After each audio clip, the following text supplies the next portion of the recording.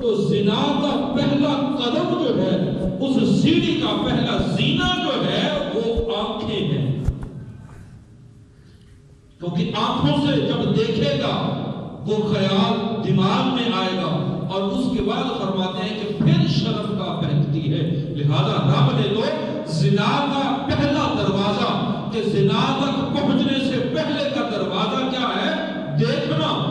اللہ نے تو قرآن کے اندر مسلمان مردوں کو بھی اور مسلمان عورتوں کو بھی یہ واضح حکم دے دیا ہے کہ یہ وہ دروازہ ہے کہ جس کے ذریعے زنا تک پہنچ جاؤ گے، لہذا اس دروازے کو ہی اپنے اوپر کھلنے نہ دینا، یہ دروازہ ہی اپنے لیے کھلنے نہ دینا۔ یغضوا من ابصارہم، اپنی آنکھوں کو شرم اور حیا کی وجہ سے جھکا کے رکھنا۔ قل للمؤمنین یغضوا من ابصارہم، آگے فرمایا وَيَحْفَظُوا فُرُوجَهُمْ، اور اپنی شرمگاہوں کی حفاظت کرو۔